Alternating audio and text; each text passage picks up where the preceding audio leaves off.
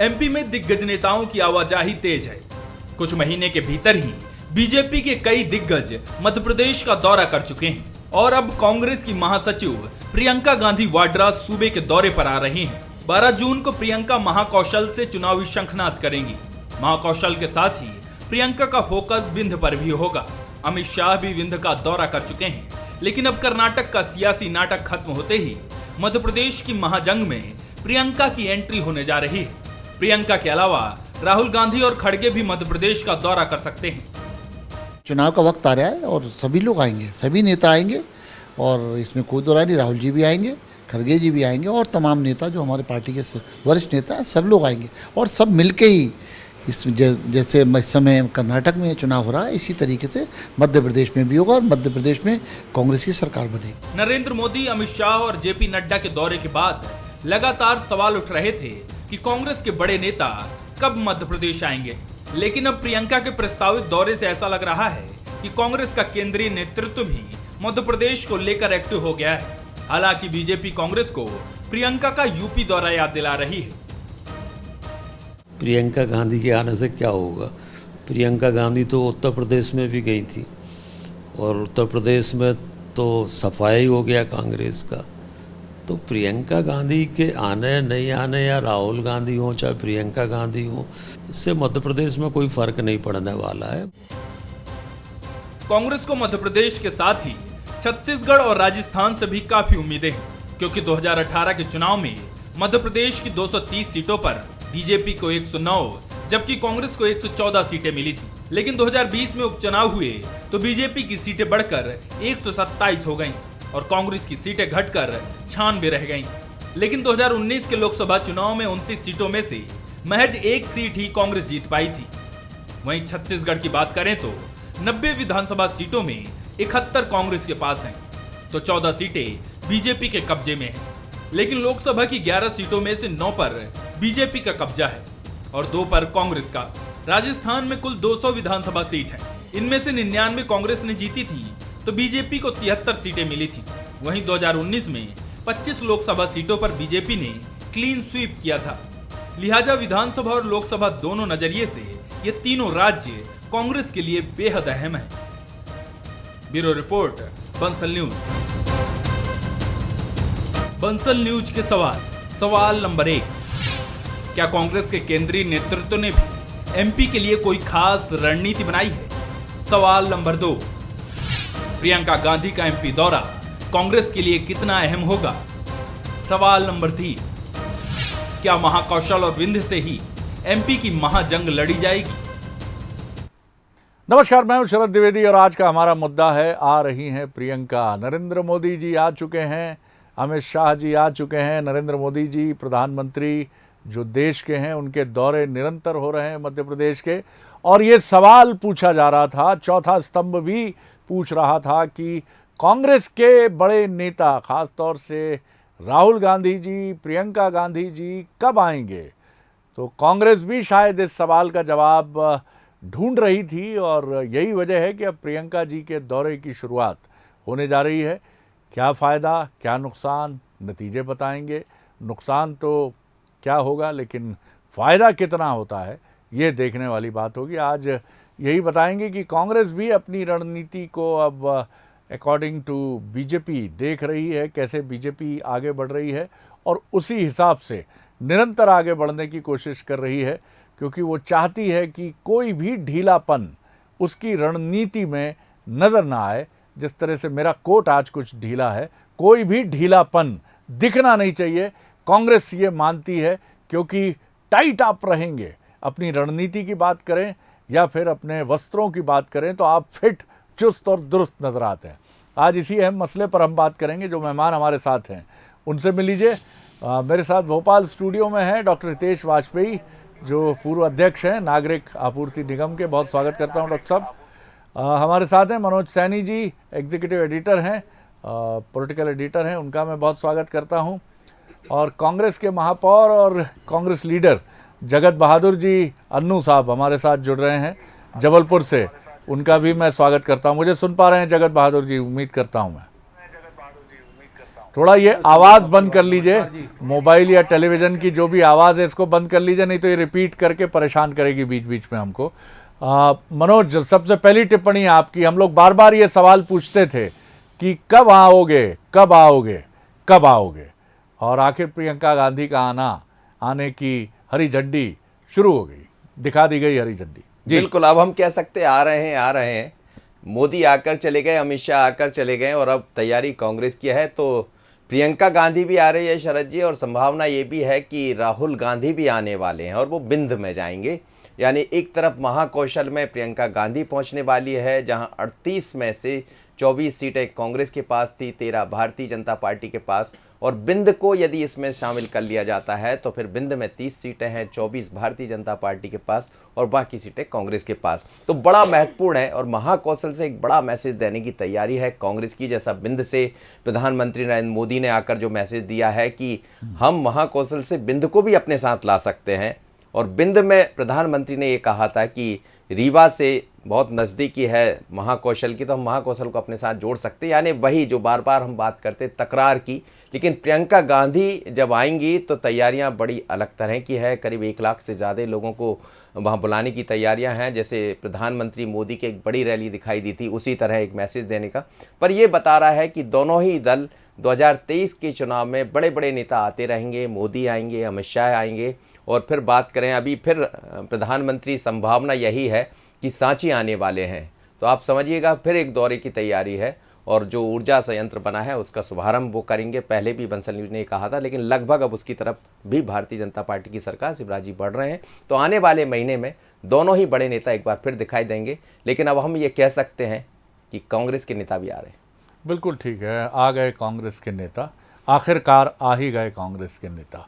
Doctor Hitesh Vajpayee ji, आप किस तरह देखते हैं, क्योंकि ये सवाल आपके जहन में भी बराबर उठता रहा होगा कि नेहरू गांधी परिवार जो बीजेपी के लिए बड़ा प्रिय है, वो कब आएगा, और जब मध्य प्रदेश में भी उनका आगमन होगा और बीजेपी को और मौका मिलेगा घेराबंदी का, मजबूती का, क्योंकि जब कोई ताकतवर लीडर आता है तो एक लहर प्रतिद्वंदी पार्टी में भी दौड़ती है कि अच्छा आप घेराबंदी करें, क्या करें।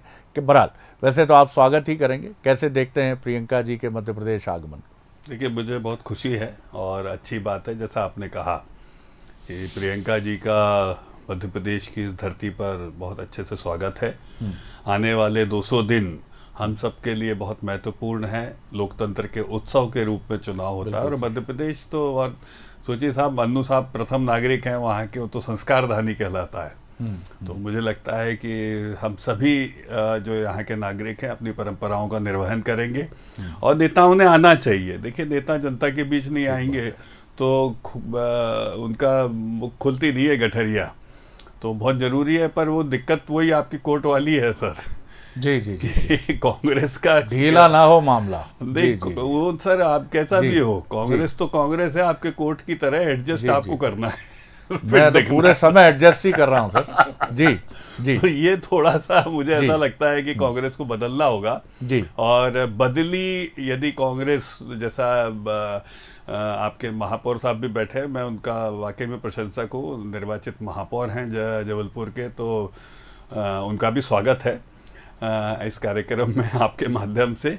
और यही लोकतंत्र की खुसूसियत है साहब। तो हम भी देखेंगे कि उन 5 वादों से आगे बढ़कर कितना कांग्रेस बढ़ती है। हालांकि अभी मैंने जानकारी ली थी तो पता लगा है लगभग 1 लाख फॉर्म ही भर पाए हैं इनके। वो कौन से, वो है ना, नारी सम्मान वाली जो बात है। अच्छा, मजे की बात यह है कि अन्नू साहब महापौर आप हैं और फॉर्म हम भरवा रहे हैं, लगभग वैसे ही है प्रकरण।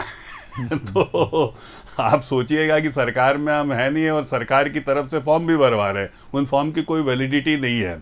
तो मुझे लगता है कि ऐसी गतिविधियां जो है ये भी उन कसौटियों पर और चुनौतियों पर कसी जाएंगी जब प्रियंका जी आएंगी, और वो आएंगी तो हम अपने तर्कों के माध्यम से, प्रश्नों के माध्यम से उनका भी स्वागत भी करेंगे।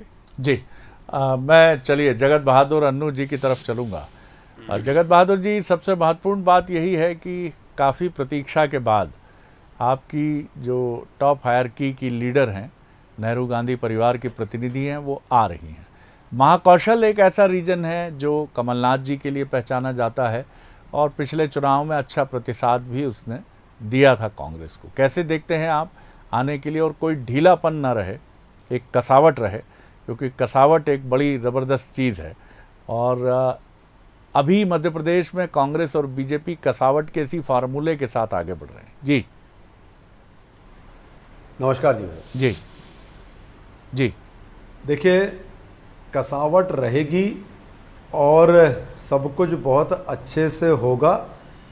इसीलिए ही जबलपुर को चुना गया है, इसलिए महाकौशल को चुना गया है। हम सब के लिए सौभाग्य का विषय है। जबलपुर शहर से मध्य प्रदेश का कांग्रेस का संकल्प 2023 की शुरुआत होने जा रही है।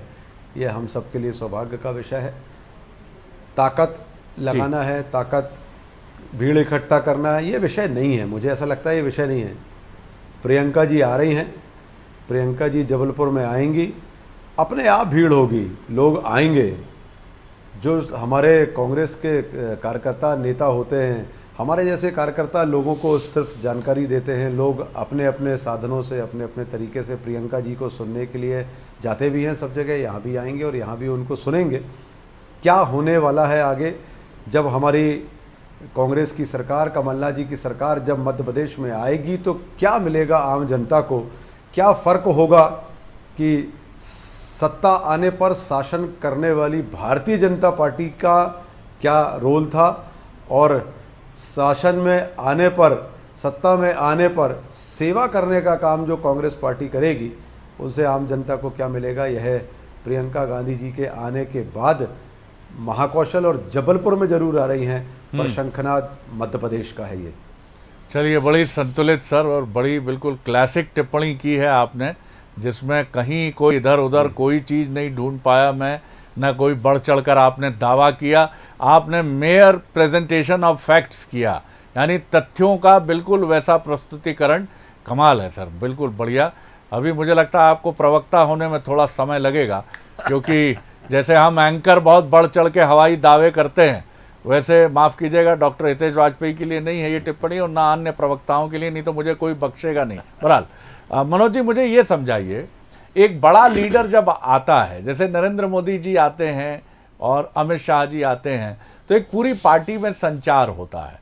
फिर उसके आने के एक सप्ताह पहले चर्चा शुरू हो जाती है, मध्य प्रदेश पे ग्रुप फोकस है, देखो प्राइम मिनिस्टर दोबारा आ रहे हैं, और अमित शाह जी तो छोड़ा ही नहीं रहे। अब वही बैठक थी बड़ी, उसी बैठक में हमारे विधायक जी भी थे, बता रहे थे कि बड़ी तैयारी है, और जाने के बाद भी चर्चा होती है कि अब गुरु जैसा फीडबैक गया, अब देखना अब बिल्कुल एकदम से टिकट विकट वितरण में कछू होने नहीं है गड़बड़ इस बार। कैसे देखते हैं आप? अब प्रियंका जी आएंगी तो फिर चलेगा, कमलनाथ जी के साथ फाइन ट्यूनिंग है, नेहरू गांधी परिवार सब बढ़िया चल रहा है, और कमलनाथ जी की तो फाइन ट्यूनिंग हमेशा से ही रही है, लेकिन चर्चाएं चलती रहती हैं बीच बीच में। आप कैसे देखते हैं इसको? देखिए, प्रियंका गांधी उत्तर प्रदेश में भी रही और उन्होंने उत्तर प्रदेश का पूरा जिम्मा निभाया, और लड़की हूँ लड़ सकती हूँ, ये उन्होंने वहाँ पर नारा दिया था। जाहिर है मध्य प्रदेश में कुछ नया लेकर आ रही होंगी, क्योंकि वो जो नारा वहाँ चल ना सका, और जो उन्होंने मेहनत की उसका प्रतिसाद भी जिस तरह से कांग्रेस को मिलना चाहिए था वो नहीं मिला। अब कांग्रेस यदि ये मानकर चल रही है कि प्रियंका गांधी जी के आने से मध्य प्रदेश में एक बढ़त मिलेगी, जैसा 2018 और 23 को हम देखते तो थोड़ा सा फर्क है। 23 में दोनों दल बहुत ज़्यादा, 18 में भी थे, लेकिन 23 का एक रण बहुत अलग तरह से शरद जी दिखाई दे रहा। और जब भी कोई बड़ा नेता आता है तो निश्चित रूप से उसमें ऊर्जा का संचार तो होता है। एक चीज़ हमने देखी है, बीजेपी के लीडर्स जो आते हैं तो बड़ा फोकस्ड और पॉइंटेड रहते हैं। मध्य प्रदेश के इश्यूज़ को लेकर भी, कांग्रेस पर प्रहार करने को लेकर भी। प्रियंका जी के भाषण में मैंने जितने भी उनके भाषण सुने, मैं ये नहीं कहूँगा कि उनके भाषणों में वो चीज़ नहीं है, लेकिन मैं ये देखता हूँ कि अभी बीजेपी की तरह जिस तरह से अपने पॉलिटिकल राइवल पर वार करना है, चीज़ों को चुन चुन कर उठाना है, उन चीज़ों से मैं कहूँगा कि शायद अभी वो बच रही हैं। ये शब्द भी ठीक नहीं है, लेकिन शायद वो उसको अभी उचित रूप में देख नहीं रही हैं। जो भी हो वो वही बेहतर जानती होंगी। जी, इस पर भी एक छोटी टिप्पणी। बिल्कुल, देखिए चीजें तो प्रियंका गांधी की बात ना करें, हम कांग्रेस की बात करें। देखिए, बोलने का जो महारत है वो भारतीय जनता पार्टी के नेताओं में, और समय की नज़ाकत को समझना, कौन से स्थान पर जाना, वो खासकर मोदी जी जैसे अट्रैक्ट करते हैं, या प्रधानमंत्री के अलावा मुख्यमंत्री शिवराज सिंह चौहान करते हैं, तो वो एक अलग तरह का माहौल, इसमें कोई शक नहीं है। लेकिन शरद जी, कांग्रेस भी उसी तैयारी में है।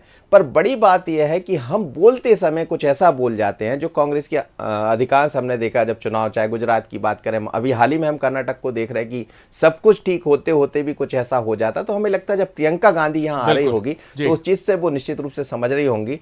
पर जैसा प्रधानमंत्री मोदी ने रीवा में एक मैसेज देने का प्रयास किया है, कांग्रेस का भी मैसेज यही होगा, ऐसा लगता है। मैसेज तो है, महाकौशल से शुरुआत है तो मैसेज साफ है, कमलनाथ जी के गढ़ से शुरुआत है तो मैसेज साफ है, और महाकौशल एक ऐसा रीजन है जो बहुत इंपॉर्टेंट भी है और बीजेपी कांग्रेस दोनों के लिए खुला हुआ क्षेत्र है। तो मैसेजिंग तो बहुत क्लियर है। बाकी हमें जगत बहादुर अन्नू जी और समझाएंगे उसके बारे में, लेकिन पहले डॉक्टर हितेश वाजपेयी की टिप्पणी। जी डॉक्टर, आप किस तरह देखते हैं कि इसके बाद जिस तरह का जाहिर तौर पर एक उत्साह होगा, फिर राहुल गांधी जी के दौरे का इंतज़ार रहेगा, तो कुल मिलाकर एक जिस तेज पेस की गति की हम उम्मीद कर रहे थे, आपके मजबूत प्रतिद्वंदी, ताकतवर प्रतिद्वंदी, चुनौती देने वाले प्रतिद्वंदी की तरफ से भी एक शुरुआत होने जा रही है। ये अच्छी बात है, मैंने कहा ना शरद जी, क्योंकि क्या होता है कि एक तरफा बैटल में मज़ा भी नहीं आता है। बिल्कुल सही। पर एक बात जो बहुत इम्पोर्टेंट है वो ये भी है कि आजकल क्या हो गया शरद जी, नेशनल चेहरा प्रियंका जी हैं, मान लिया जी कांग्रेस का, लेकिन कांग्रेस का राज्य पर वो जब जाती हैं तो बहुत हैवीली डिफीट होती हैं। उसका रीज़न ये है कि प्रियंका जी का चेहरा दिखाकर आप यदि दिग्विजय सिंह कमलनाथ जी को थोप देते हो तो भाई कमलनाथ जी जैसे अभी नारी सम्मान चला और उन्होंने उठाकर चुपचाप थोप दिया प्रियानाथ जी को, अपनी बहू को, बड़ा सिलेक्टिवली उस दिन उन्होंने लॉन्चिंग कर दिया उनका।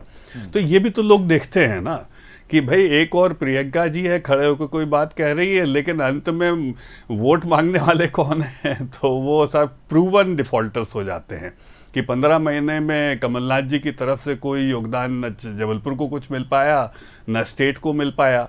जिन 4-5 वादों की वो बात करके आते हैं, उन वादों में से न छत्तीसगढ़ में कुछ मिल रहा है, न मध्य प्रदेश में कभी कोई निर्णय हो पाया। अव्वल तो हमारे लिए सफलता सबसे बड़ी ये है कि लाडली बहन योजना जो शिवराज जी की है वो बूम मचा रही है साहब शरद जी। आप देखिए कोई भी चुनाव उस वादे के बिना हो ही नहीं रहा। अमाउंट अलग अलग बोल रहे होंगे लाभ, लेकिन आप सोचिए कि शिवराज जी ने कितना बड़ा एक कार्ड रखा है। हमारे 1 करोड़ से ऊपर आप सोचिए 1.25 करोड़ लगभग महिलाएं रजिस्टर हो चुकी है। इन्होंने 52 जिलों में पूरा जोर लगाया शरद जी, और आज शाम को मुझे पता लगा है कि 1,02,000 मात्र ये फॉर्म भर पाए। कैसे फॉर्म भरते हैं आपको भी पता है, जबलपुर का अकेला आंकड़ा बता देंगे, लेकिन 52 जिलों में मात्र 1 लाख महिलाएं इनके समर्थन में आई हैं, और वहीं शिवराज जी के समर्थन में 1,15,00,000 से ऊपर कांग्रेस में सरकार फॉर्म भरा चुकी है। आपके सोर्स बड़े मजबूत हैं, आप जैसा दावा कर रहे हैं। 1,02,000 जी बताइए, मतलब ये आंकड़ा तक आ गया। जगत बहादुर जी, मैं आपकी तरफ आता हूँ। देखिए ये तो आंकड़ा भी कोट कर रहे हैं और शाम तक ऐसा लगता है कि जैसे कहीं से कहीं कुछ मैं ये नहीं कहूँगा कुछ लीकेज है कहीं, लेकिन बीजेपी की ये बड़ी तगड़ी पहुँच का दावा तो आप भी जानते हैं, और इस तगड़े दावे की वजह से आपके यहाँ कई बार बड़ी गड़बड़ियाँ भी हुई। खैर वो विषय नहीं है आज का। आप किस तरह देखते हैं? डॉक्टर हितेश वाजपेयी का ये कहना है कि दावा है बल्कि उनका कि हमारी एक योजना धूम मचा रही है मध्य प्रदेश में, 1 करोड़ से ज़्यादा पंजीयन हो चुका है, 10 जून से राशि खातों में ट्रांसफ़र हो जाएगी, और हमने इस योजना के माध्यम से कांग्रेस को भी अपने, ये भी उनका दावा है, आरोप भी समझ लीजिए, कि हमने अपने पीछे आने पर मजबूर कर दिया कांग्रेस को कि फॉलो मी, आप भी ऐसी योजना बनाइए और ऐसे ही फॉर्म भराइए और हमारे पीछे पीछे चलिए। जी, इस पर क्या कहेंगे आप? जी शरद भाई, डॉक्टर साहब का कहना अपनी जगह ठीक है जी। 2 महीनों में सत्ता सरकार के साथ आप 1 करोड़ मात्र शक्तियों के पास पहुंचे हैं। हम इनको फॉलो नहीं कर रहे। ये सब जितनी भी स्कीम्स जो आज मध्य प्रदेश में भी चलती हैं, ये केंद्र सरकार से, जब यूपीए की सरकार 1 होती थी, 2 होती थी, उस समय की योजनाएं हैं जो कंटिन्यू होकर चल रही हैं। अभी मैं इसके बारे में बता दूं, हमारी योजना तो कल लॉन्च हुई है। ये 24 घंटे में 1 लाख से ज़्यादा फॉर्म भरे गए हैं। 1.25 करोड़ फॉर्म हम लोग पूरे मध्य प्रदेश में भरने जा रहे हैं। और ये कॉन्फिडेंस देखिए कांग्रेस का जी, कि हम फॉर्म आज भर रहे हैं बिना किसी भेदभाव के, बिना किसी इस बात के कि किस वर्ग का व्यक्ति है, एक घर में कितनी मात्र शक्तियां हैं, कोई भेदभाव नहीं है। 500 रुपये में सिलेंडर भी देंगे, और ये फॉर्म भराना शुरू कर दिया इस बात को समझिए कि एक दिन में अगर 1,02,000 फॉर्म भर के जी 2023 में हम सरकार बनाने जा रहे हैं, इस कॉन्फिडेंस को समझिए। हम लोग जमीनी स्तर पे हैं, ऐसा मत सोचिए। और जहाँ तक बात भाषण की हो रही थी कि वहाँ बोलने वाले प्रवक्ता हैं, यहाँ नहीं है, ऐसा नहीं है, ऐसा नहीं है, ऐसा आप नहीं बोल सकते। फ़र्क है, दोनों में फ़र्क है। वहाँ हिंसा है, वहाँ अशिष्टता है, यहाँ पर गांधीवादिता है, यहाँ पर शिष्टाचार है। अंतर इस बात का है, आप वहाँ पे भारतीय जनता पार्टी में रहकर आपको सिखाया जाता है कि आप वोट बैंक बनिए, वोट की मशीन बनिए, 24 आवर्स सिर्फ पॉलिटिक्स करिए और जो मन में आए वो बोलिए। ये वो समय नहीं है। अब लोग ये सब पसंद नहीं करते। इसके बहुत सारे उदाहरण अभी आपको देखने में मिले हैं, चाहे मध्य प्रदेश के आपके लोकल के चुनाव हों, अभी कर्नाटक के रिजल्ट आ रहे हैं साहब, अभी भी आप टीवी के अंदर देख सकते हैं, आप ही लोग दिखा रहे हैं क्या होने जा रहा है। मेरा कहना दूसरा है। सवाल यह है कि प्रियंका जी जबलपुर आ रही हैं, मोदी जी भी आएंगे, सारे नेता यहाँ पर आएंगे। कांग्रेस के अंदर कॉन्फिडेंस है, हमको पता है। चलिए आम जी, जनता जी, को आपके मित्र शिवराज कुछ सिंह कहना चौहान चाह जी रहे का हैं। फेस पसंद नहीं आ रहा है। जी, आपके मित्र कुछ कहना चाह रहे हैं, फिर मैं आपकी रिएक्शन भी तुरंत लूँ। जी जी डॉक्टर वाजपेयी। अनु साहब, अव्वल तो मैंने कोई अशिष्टता आपसे नहीं करी पूरे कार्यक्रम में, कोई अभद्र भाषा का प्रयोग आपकी बात नहीं करी, आपने कहा कि सर मैं भाजपा हूं ना सर। भाजपा अच्छा भाषण देती है सर, और मानिए कांग्रेस सर, अच्छा मैं भी भाषण भाजपा देती है, ही तो हूं उसमें ना क्या सर। तो मानिए से ना, मैंने आपको कहा कि अच्छा। आप करते हैं, तो वो छोड़ दे अपन। अब आ जाते हैं सर, जैसे आप महापौर हैं, मैंने मूल कांग्रेस प्रश्न, ऐसी बातें बोल देती है। हाँ वही मैं कांग्रेस कहने ऐसी जा ऐसी रहा बातें हूँ। बोल मैं देती तर्क, है, आपने मैंने कहा ना। मुद्दे की बात कही। जैसे अनु साहब आप महापौर हैं, आप महापौर हैं, मैं नगर निगम के फॉर्म कैसे भरवा लूंगा किसी से, और उन फॉर्म्स की वैधता क्या है आप बताइए। आप तो sir you are sitting mayor of a council. आप सोचिए क्या ये गतिविधि नैतिक रूप से, विधिक रूप से, किसी भी रूप से मान्य होगी क्या कि मैं कल को रेलवे स्टेशन भेज दूं शरद जी को कि आपका हो गया, मेरे को बयाना दे दो, आप तो खड़े हो जाओ मेरे साथ। ऐसा थोड़ा ना होता है सर। तो ये बड़ी विचित्र किस्म की एक्टिविटी फिर वैसी होगी जैसे कर्ज माफी में आपने नीले पीले काले, वो तो चलो सरकार में भरवाए थे। इस बार आपने फॉर्म पहले ही भरवा लिए हैं, मजेगा फॉर्म कांग्रेस भरा रही है। कांग्रेस को पैसा थोड़ा ना देना है। ये कॉन्फिडेंस है। नहीं सर, कॉन्फिडेंस नहीं सर, देना है सर। मेरी बात तो मान लीजिए। चलिए मैं फिर आपकी नगर निगम में आके मैं फॉर्म भराना शुरू कर देता हूँ कि मैं लोगों को निःशुल्क पानी देता हूँ, कल से बंद कर दो देना चाहिए। नहीं ऐसा मत करिए। देखिए एक सीमा होती है। बाद जब आप चुने जाएंगे सर, तो मेरी आप पानी बात देंगे, तो ऐसा भरवा सकते हैं। 88 लाख लोगों को का कर्जा आपको माफ करना था, नहीं किया किसी का, परेशान है लोग। फॉर्म आपको भी पता है, प्रमाण पत्र बांट दिया आपने, किया गया नहीं किया गया। अनु भाई सब जानते हैं और सब इसीलिए वोटिंग में आपको परेशान भी करते हैं। भाजपा की फिर आप बताइए, शिवराज जी ने आंकड़े लाडली आपने बोला जी ने आंकड़े पेश किए विधानसभा के अंदर। कन्यादान योजना क्या मनमोहन सिंह जी ने बनाई थी? क्या लाडली लक्ष्मी योजना मनमोहन सिंह जी की बनाई है? आपने कैसे कह दिया कि ये योजनाएं केंद्र की बनाई हुई है? कैसे बनाई आप बताइए। लाडली लक्ष्मी शीला दीक्षित जी ने अपनाया। राशन मिलता है एक रुपए में जो राशन आपको सर, लाडली लक्ष्मी योजना जो है उसका 1 रुपए के राशन में कहां चलेगा? मैं बता रहा हूं कि ऐसी बहुत सारी योजना दीक्षित जी ने फॉलो करने की बात आप कह रहे हैं। बहुत सारी बातें अब अनफेयर हो जाएगा। मैं बात उद्धव की कर रहा हूं, आप माधव की करने लगते हैं, तो ऐसे कंपैरिजन तो नहीं चलेगा ना सर। मैंने कन्यादान योजना की बात करी, लाडली लक्ष्मी योजना की बात करी, लाडली बहन की बात की, तो हमारी योजना है। जगत बहादुर जी, इसका क्रेडिट शिवराज जी को आपको देना पड़ेगा। मुझे ये बताइए, एक राष्ट्रीय स्तर की पत्रिका ने, मैं नहीं जानता लेकिन मैंने उसमें जब पढ़ा तो उसमें दावा किया गया था कि नरेंद्र मोदी जी ने कर्नाटक विधानसभा चुनाव के लिए वहाँ जो बोम्मई साहब हैं, उनके मुख्यमंत्री के चेहरे, उनसे पूछा कि आपके पास चुनाव के लिए सतर्क आत्मविश्वास है, अति आत्मविश्वास है या आत्मविश्वास है। तो ऐसा उस मैगजीन का दावा है कि बोम्मई साहब का जवाब था कि मेरे पास सतर्क आत्मविश्वास है। तो मोदी जी संतुष्ट हुए, उन्होंने कहा ठीक है, सतर्क आत्मविश्वास इज़ अ गुड थिंग, तो आप इसके साथ आगे बढ़िए। यही सवाल मैं आपसे कर रहा हूँ कि आपके पास, आप दावा कर रहे हैं, यह आत्मविश्वास है, अति आत्मविश्वास है या सतर्क आत्मविश्वास है? आपको जवाब पता है सर, मेरे ऊपर डाल दिया आपने।